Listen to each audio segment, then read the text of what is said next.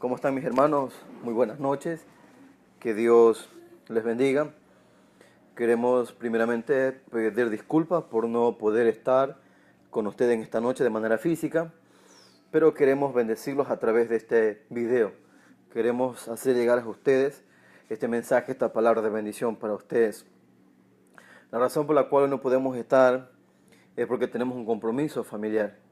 Entonces, es por eso que estamos haciendo uso de estas herramientas que Dios nos ha provisto, estas herramientas que Dios nos ha bendecido, como lo son la tecnología. Quiero que vayan al libro de Romanos. Vamos en esta noche a leer y a compartir un mensaje del libro de Romanos, capítulo 12, por favor. El versículo 1, perdón. Romanos, capítulo 12, versículo 1. Quiero que todos me acompañen con la Biblia, por favor. No estoy presente, pero los estoy viendo, Por favor, vamos allá. Dice Romanos capítulo 12, versículo 1. Así que, hermano, os ruego por las misericordias de Dios que presentéis vuestros cuerpos en sacrificio vivo, santo, agradable a Dios, que es vuestro culto racional. El libro de Romanos y muchas otras cartas más son consideradas cartas doctrinales o epístolas o libros doctrinales. Cuando hablamos de doctrina, estamos hablando de enseñanza. Estamos hablando de aquello que fundamenta nuestra vida espiritual. Y Romanos justamente es una carta doctrinal. Romanos del capítulo 1 al capítulo 11, el apóstol Pablo expone a la iglesia de Roma las doctrinas que todo cristiano debe saber. Pero mira lo interesante, que del 1 al 11 expone, pero cuando llega al capítulo 12, comienza a decirles lo que les hemos enseñado, lo que se les ha expuesto, pónganlo por obra, pónganlo por práctica. Y es así como Romanos 12:1 dice, así que hermano, os ruego. Miren, la palabra ruego en sí significa exhorto. En otras palabras, entonces, deberíamos leerlo algo así. Así que, mis hermanos, los exhorto. Y la palabra exhortar, como ya le hemos enseñado y usted seguramente lo sabe, la palabra exhortar significa animar. ¿No? Es muy interesante esto. ¿Por qué? Porque no podemos animar a alguien a hacer algo sin antes haberlo dicho cómo tiene que hacerlo, sin antes haberle explicado la manera en la que debe manejarse o hacer tal función. En este caso el apóstol Pablo tenía todo el derecho de decirle yo les animo porque ya les había enseñado, ya les había expuesto en los primeros capítulos anteriores. Es lo que podemos hacer en la actualidad en la iglesia. Podemos hacer demanda de muchos aspectos porque a la iglesia se le ha enseñado. A la iglesia se le habla la palabra las veces que nos reunimos en la iglesia. Miren algo, dice el apóstol Pablo que presentéis vuestros cuerpos en sacrificio vivo. En otras versiones, como en la palabra de Dios para todos, dice que entreguen toda su vida. En la Dios habla hoy dice que se presenten ustedes mismos. En la traducción Jerusalén dice que os ofrezcáis a vosotros mismos. Ahora bien, la actitud del creyente justificado con Dios, ¿cuál debe ser? Romanos 5 habla de que hemos sido justificados por la fe por medio de nuestro Señor Jesucristo. Entonces nos preguntamos, si hemos sido justificados, entonces, ¿cuál tiene que ser la actitud de aquel que ha sido justificado, de aquel que ha sido perdonado, de aquel que ha sido declarado inocente delante de Dios? La actitud que debe tener ese hombre y esa mujer es esta.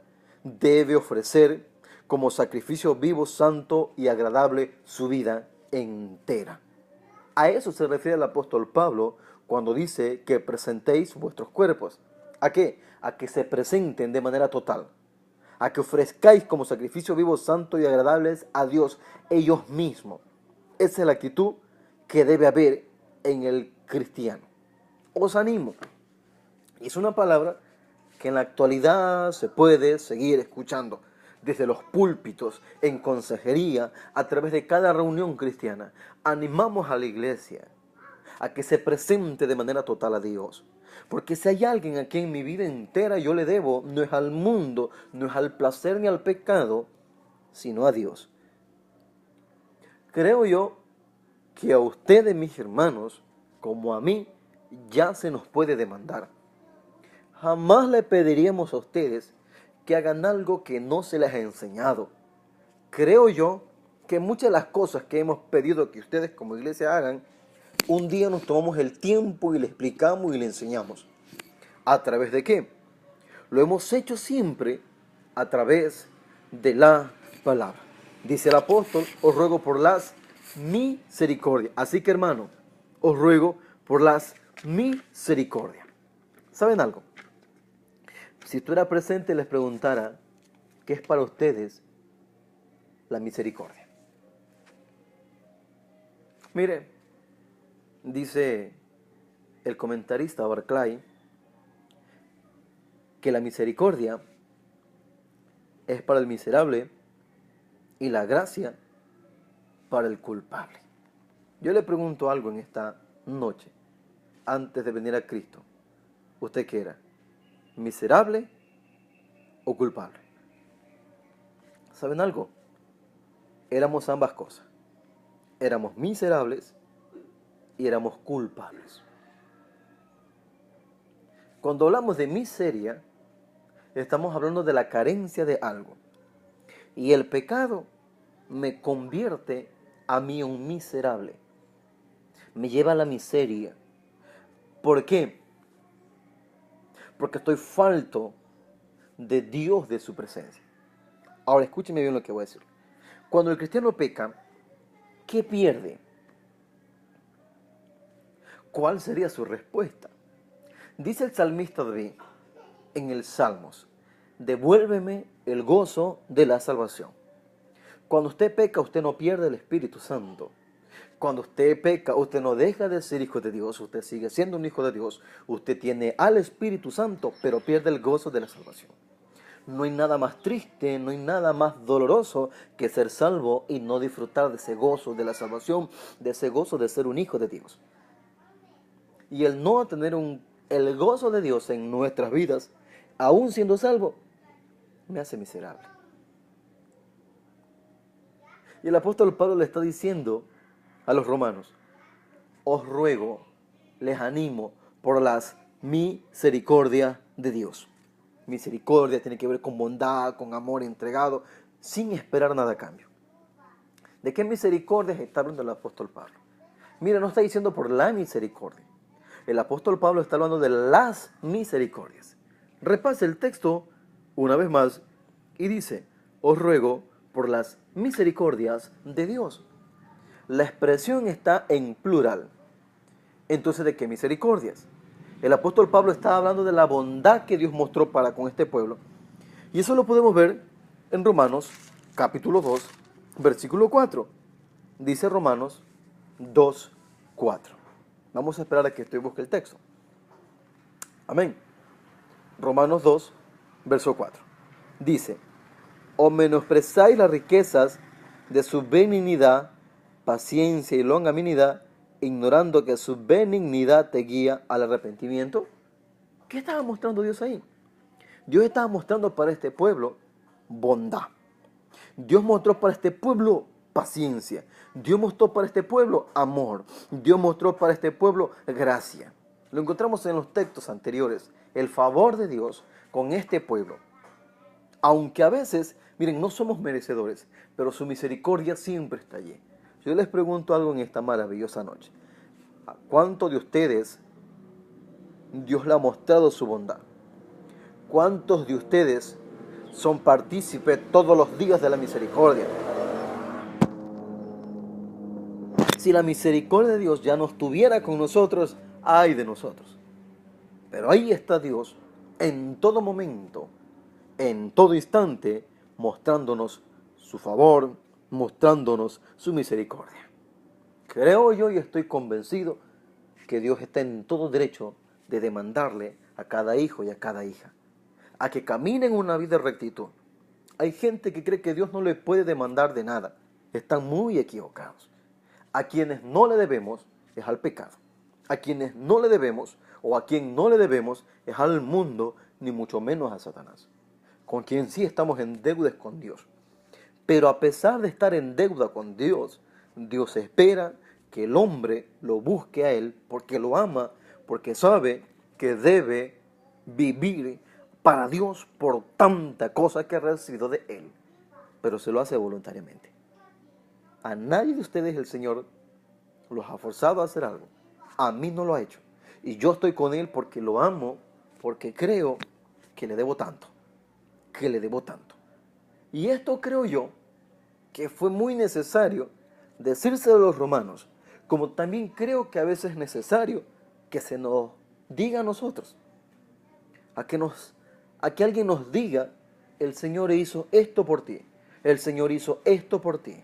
Preséntate a Dios de manera completa, preséntate a Dios, perdón, de manera completa, no lo hagas a media.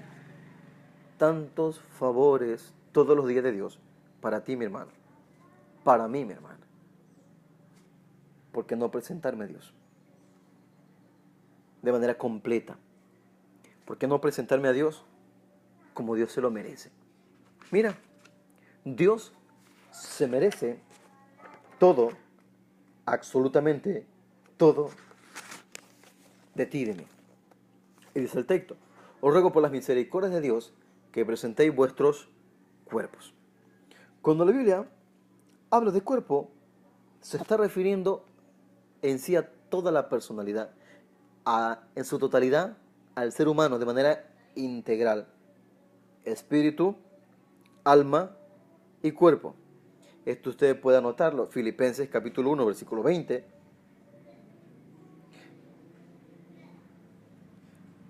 Y Romanos 6 del 11 al 15. Ahora mira, escúchame. Con los miembros del cuerpo son los instrumentos por medio de los cuales llevamos a cabo nuestros propósitos. Es con estos miembros. O los entregamos para Dios o los entregamos al pecado. Te pregunto en esta noche, ¿a quién le estás entregando tu energía, tu fuerza, tu vida entera? Entrégasela a Dios. Vive para Dios, iglesia. Que presentéis vuestros cuerpos en sacrificio vivo, santo y agradable. Quiero en esta noche hablar acerca del sacrificio que tienes que ofrecer a Dios. Y aquí vamos a dejar algunos aspectos muy bien en claro, por favor. Si tienes algún cuaderno o un lapicero, por favor, toma nota de lo que te voy a enseñar, de lo que te voy a explicar a través de la palabra. Hablemos de la característica de los sacrificios. ¿Cuáles son? Ve Romanos 12. Habla de que sean vivo, santo y agradable. Tres cosas muy importantes que todo aquel hombre que se presenta, que toda aquella mujer que se presenta a ofrecer a Dios un sacrificio debe tomar en cuenta. Número 1, habla sacrificio vivo. Miren, cuando la Biblia habla de sacrificio, la Biblia está hablando de que debe costarnos.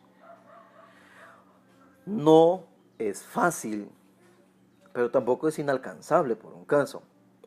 ¿Por qué decimos que no es fácil? Porque a veces para hacer las cosas para Dios, a veces al hombre le cuesta. A veces el hombre se dificulta cuando se trata de hacer algo para Dios. En el Antiguo Testamento, cuando se presentaban a Dios, la ofrenda tenía que ser la mejor. Nadie llegaba ante el sacerdote con un animal muerto. Llegaban con el animal vivo, con uno de los mejores animales. ¿Por qué? Porque ellos habían entendido que a Dios se le da lo mejor. No, a veces estamos con esta mentalidad. Como es para Dios, lo que sea. Como si Dios recibiera las obras. A Dios se le da lo mejor. Primera característica. El sacrificio tiene que ser vivo. ¿Qué quiere decir vivo? Este sacrificio que usted ofrece a Dios debe proceder de la nueva vida que hay dentro del creyente. Cuando hablo de que es vivo, este sacrificio debe proceder de la nueva vida que hay dentro del creyente. Santa Rita, yo te pregunto algo. ¿Cuál es esa nueva vida que hay dentro de ti? ¿Ah? ¿Cuál es esa nueva vida que hay dentro de ti? Esa nueva vida que hay dentro de ti es la vida de Jesús. Los romanos habían recibido a Cristo, estaban viviendo en esa nueva vida. Romanos 8 habla de novedad de vida. Estaban viviendo de esa manera. Cristo estaba viviendo en ellos. Así que cuando se presentaban a Dios, aleluya, el Padre decía: lo que este hombre me está ofreciendo, yo lo reconozco. Eso sí es.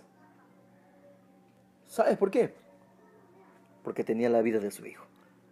El único sacrificio que el Padre reconoce es aquel sacrificio que procede de la vida del Hijo dentro de ti y dentro de mí. Si no tienes la vida de Cristo fluyendo en ti, entonces tu sacrificio no lo reconoce el Padre, no lo reconoce Dios. Si no procede de la vida del Hijo de Dios, entonces el sacrificio está muerto. Y si está muerto, no lo puedes presentar delante de Dios. Miren, con esto quiero decir algo. Está de moda ahora, ¿no?, dentro de los cantantes cristianos, y me da un poco de pena a mí escuchar esto. ¿A qué hora cantantes cristianos se unen a cantar con cantantes no cristianos? No, yo no sé por qué lo hacen. Pero ¿te imaginas tú aquel sacrificio ofrecido por el cantante que no es cristiano? Si no es cristiano, obviamente no tiene la vida del Hijo de Dios. Entonces el Padre no lo va a recibir. Entonces el Padre no lo va a reconocer. ¿Qué cosa, no? A mí me da mucha pena. Por eso me atrevería a decir: ten cuidado con lo que escuchas. ¿Qué le estás ofreciendo a Dios? Si la vida de Cristo está en ti manifestándose, entonces tu sacrificio es vivo. Si tu sacrificio es vivo, entonces tu sacrificio es aceptable ante los ojos de Dios. El Padre dice: yo, esto es lo que quiero. Esto es lo que yo sí reconozco. No me es ajeno. No me es extraño. A eso se refiere el texto cuando dice sacrificio vivo. El segundo punto: el sacrificio tiene que ser santo. ¿Qué quiere decir santo? Santos, o sea, producto de la influencia santificadora del Espíritu Santo. Te pregunto en esta noche, Santa Rita, ¿qué santifica al creyente? ¿Qué santifica al cristiano? Lo que santifica al creyente, lo que santifica al cristiano, es la obra santificadora del Espíritu Santo. Y usted y yo tenemos al Espíritu Santo aquí dentro de nosotros. Por lo tanto, mi sacrificio no va con malicia, no va lleno de rencor, no va lleno de amargura. Hay gente que se presenta delante de Dios con un corazón lleno de amargura. Hay gente que se presenta delante de Dios con un corazón lleno de rencor, lleno de odio, lleno de malicia, de pecado no confesado. Déjame decirte que ese sacrificio o eso que estás ofreciendo a Dios, Dios no lo va a recibir. Ahora, antes de continuar, déjame decirte algo. Y esto es una gran verdad. Todo lo que haces, todo lo que haces es para Dios. Sea bueno o sea malo, todo es para Dios. El punto es el siguiente: lo que hago es aceptable a Dios. Piensa en eso, por favor. El Espíritu Santo trabaja en nosotros. Él es quien nos santifica. Ay, iglesia, debes entender que ninguna cosa impura e inmunda entra en el reino de los cielos. El salmista David lo entendió y dijo: ¿quién entrará al lugar santo? Y él mismo se responde diciendo: el de mano limpia, el de corazón puro, el que no ha elevado su alma a cosas vanas ni ha jurado con engaño. ¿Es santo lo que estás ofreciendo a Dios? ¿Tiene buena intención? ¿Ah? sale de un corazón agradecido, regenerado, transformado, si tu ofrenda, tu sacrificio sale de un corazón agradecido, renovado y regenerado, de un corazón santo como lo tiene que ser, entonces el Padre dice, este tiene la vida de mi hijo y este es santo. Lo recibe como tal. Pueblo de Dios, deja que el Espíritu Santo siga trabajando en tu vida. Deja que Él siga haciendo la obra regeneradora a través de su poder en ti todos los días. Santo. O sea, Dios trabajando todos los días en tu vida, mañana, mediodía y tarde y noche. No podemos parar el trabajo de Dios en nuestras vidas. Entonces el sacrificio que yo le ofrezco a Dios es santo. Y te digo algo, entonces, si mi sacrificio tiene la vida del Hijo de Dios manifestada en mí, si el sacrificio que yo presento a Dios es santo, producto de la influencia santificadora del Espíritu Santo, entonces tu sacrificio es aceptable, es agradable. El Padre dirá, lo que mi Hijo me ofrece, yo lo recibo. Te pregunto algo, si alguien te ofrece cualquier cosa, me imagino que te sentirías ofendido. Entonces te digo, dale a Dios lo mejor. Dale a Dios lo mejor, agradables a Dios, no solo aceptados por Dios, muy gratos, sino que Dios se deleita. ¿Saben algo? A Dios le deleita cuando sus hijos le alaban como Él se lo merece. Dios se deleita cuando sus hijos le adoran como Él se merece. Dios se deleita cuando sus hijos le sirven como Él se merece. Dios se deleita cuando sus hijos se entregan por completo a Él. Vivo, santo y agradable. Y termina el texto diciendo que es vuestro culto. Cuando la Biblia habla de culto, la Biblia está hablando de adoración. De eso habla la Biblia. La Biblia habla de adoración. Está hablando de devoción. Está hablando de entrega. Está hablando de compromiso. A eso se refiere el texto cuando dice que es vuestro culto. Acción de adorar. Esa es. Acción de adorar. ¿Qué es vuestro culto? O vuestra forma de adorar. Vuestro culto racional. La palabra racional significa lógico. Pero miren, la traducción un poco más apropiada sería que es vuestro culto espiritual. Mi amado hermano, mi amada hermana, dale a Dios tu mejor adoración. ¿Qué tipo de servicio? ¿Qué tipo de adoración le estás entregando a Dios? En todo lo que tú haces.